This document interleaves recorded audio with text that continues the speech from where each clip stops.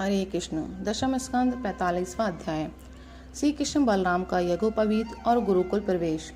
श्री सुखदेव जी कहते हैं, परीक्षित, भगवान श्री कृष्ण ने देखा कि माता पिता को मेरे ऐश्वर्य का, मेरी भगवत भाव का ज्ञान हो गया है, परंतु इन्हें ऐसा ज्ञान होना ठीक नहीं।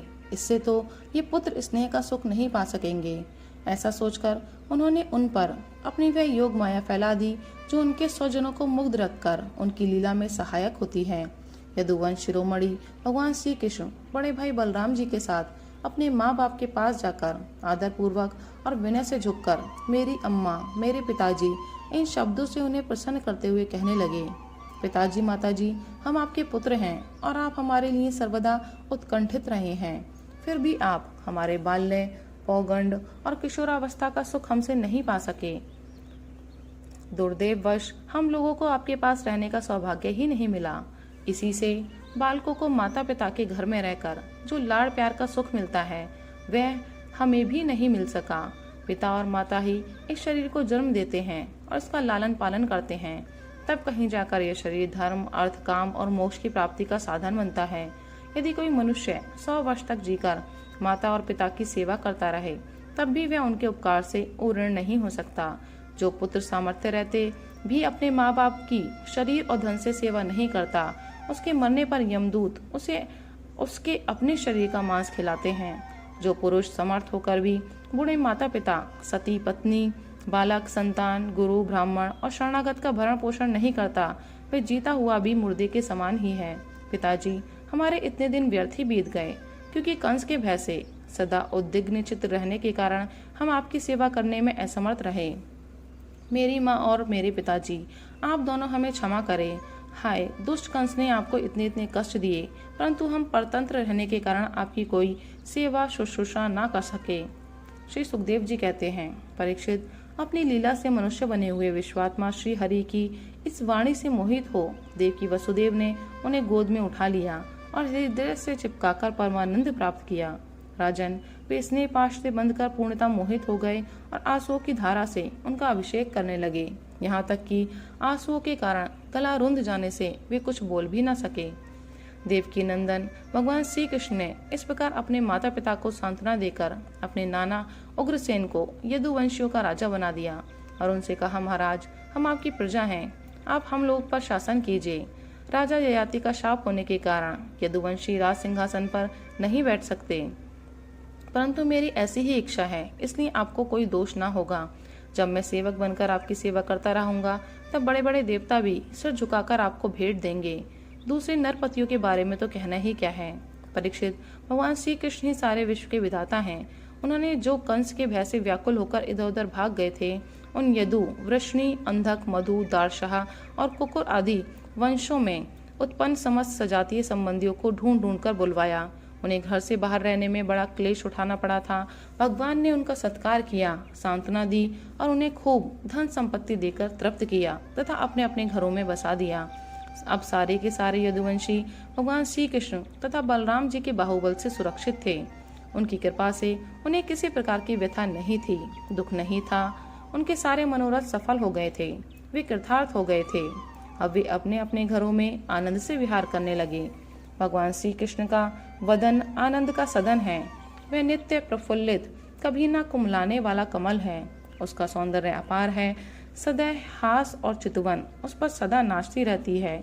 यदुवंशी दिन प्रतिदिन उसका दर्शन करके आनंद मग्न रहते। मथुरा के वृद्ध पुरुष भी युवकों के समान अत्यंत बलवान और उत्साही हो गए थे, क्योंकि वे अपने नेत्रों के दोनों से बारंबार भगवान के मुखारविंद का अमृतमय मकरंद रस पान करते रहते थे। प्रिय परीक्षित, अब देवकी नंदन भगवान श्री कृष्ण और बलराम जी दोनों ही नंद बाबा के पास आए और गले लगने के बाद उनसे कहने लगे, पिताजी, आपने और माँ यशोदा ने बड़े स्नेह और दुलार से हमारा लालन पालन किया है। इसमें कोई संदेह नहीं कि माता पिता संतान पर अपने शरीर से भी अधिक स्नेह करते हैं। जिन्हें पालन पोषण न कर सकने के कारण स्वजन संबंधियों ने त्याग दिया है, उन बालकों को जो लोग अपने पुत्र के समान लाड़ प्यार से पालते हैं, वे ही वास्तव में उनके माँ बाप हैं। पिताजी, अब आप लोग ब्रज में जाइए। इसमें संदेह नहीं कि हमारे बिना वात्सल्य स्नेह के कारण आप लोगों को बहुत दुख होगा।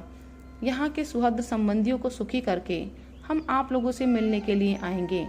भगवान श्री कृष्ण ने नंद बाबा और दूसरे व्रजवासियों को इस प्रकार समझा बुझाकर बड़े आदर के साथ वस्त्र, आभूषण और अनेक धातुओं के बने बर्तन आदि देकर उनका सत्कार किया।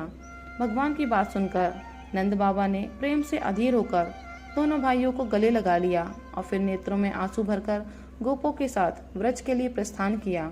हे राजन, इसके बाद वसुदेव जी ने अपने पुरोहित गर्गाचार्य तथा दूसरे ब्राह्मणों से दोनों पुत्रों का विधि पूर्वक दुजाति समुचित यज्ञोपवीत संस्कार करवाया।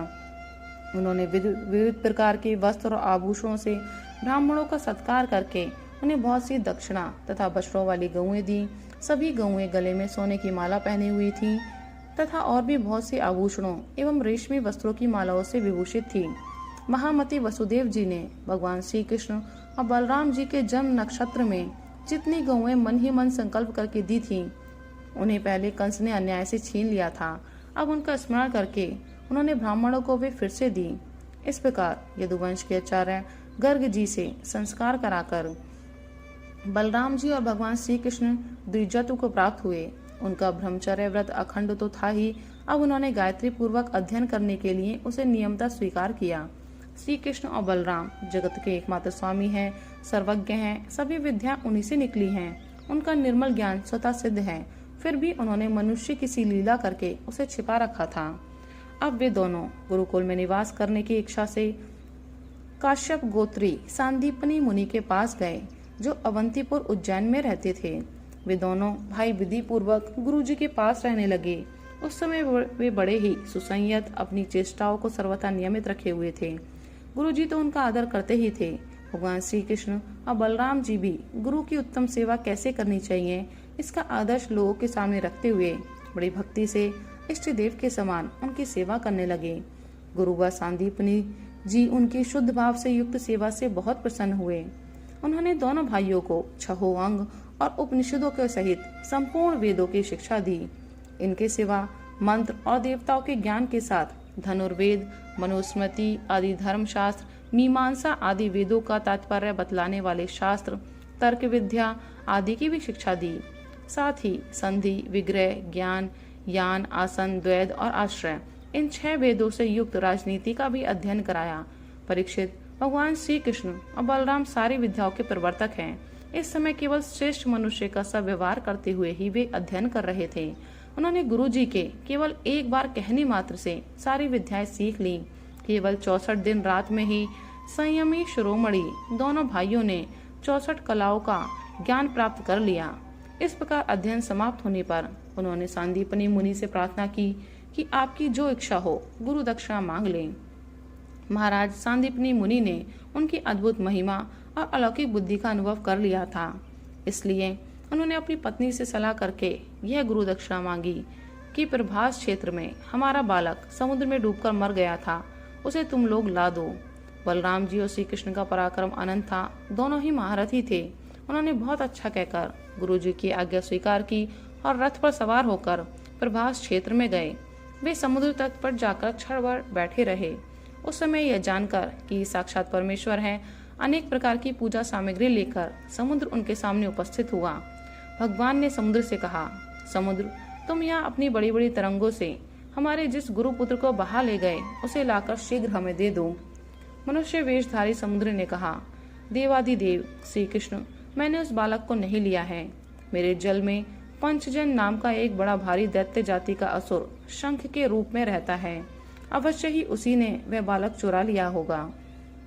समुद्र की यह बात सुनकर भगवान तुरंत ही जल में जा घुसे और शंखासुर को मार डाला, परंतु वह बालक उसके पेट में नहीं मिला। तब उसके शरीर का शंख लेकर भगवान रथ पर चले आए। वहां से बलराम जी के साथ श्री कृष्ण ने यमराज की प्रियपुरी संयमनी में जाकर अपना शंख बजाया। शंख का शब्द सुनकर सारी प्रजा का शासन करने वाले यमराज ने उनका स्वागत किया और भक्ति भाव से भरकर विधि पूर्वक उनकी बहुत बड़ी पूजा की। उन्होंने नम्रता से झुककर समस्त प्राणियों के हृदय में विराजमान सच्चिदानंद स्वरूप भगवान श्री कृष्ण से कहा, लीला से ही मनुष्य बने हुए सर्वव्यापक परमेश्वर, मैं आप दोनों की क्या सेवा करूं? श्री भगवान ने कहा, यमराज, यहाँ अपने कर्म बंधन के अनुसार मेरा गुरुपुत्र लाया गया है, तुम मेरी आज्ञा स्वीकार करो और उसके कर्म पर ध्यान न देकर उसे मेरे पास ले आओ। यमराज ने जो आज्ञा कहकर भगवान का आदेश स्वीकार किया और उनका गुरुपुत्र ला दिया। तब यदुवंश शिरोमणि भगवान श्री कृष्ण और बलराम जी उस बालक को लेकर उज्जैन लौट आए और उसे अपने गुरुदेव को सौंपकर कहा कि आप और जो कुछ चाहे मांग ले। गुरुजी ने कहा, बेटा तुम दोनों ने भली भांति गुरु दक्षिणा दी, अब और क्या चाहिए। जो तुम्हारे जैसे पुरुषोत्तमों का गुरु है उसका कौन सा मनोरथ अपूर्ण रह सकता है। वीरो, अब तुम दोनों अपने घर जाओ। तुम्हें लोकों को पवित्र करने वाली कीर्ति प्राप्त हो। तुम्हारी पढ़ी हुई विद्या इस लोक और परलोक में सदा नवीन बनी रहे, कभी विस्मत न हो। बेटा परीक्षित फिर गुरुजी से आज्ञा लेकर वायु के समान वेग और मेघ के समान शब्द वाले रथ पर सवार होकर दोनों भाई मथुरा लौट आए। मथुरा की प्रजा बहुत दिनों तक श्री कृष्ण और बलराम को न देखने से अत्यंत दुखी हो रही थी। अब उन्हें आया हुआ देखकर सबके सब परमानंद में मग्न हो गए, मानो खोया हुआ धन मिल गया हो। राधे राधे, हरि बोल।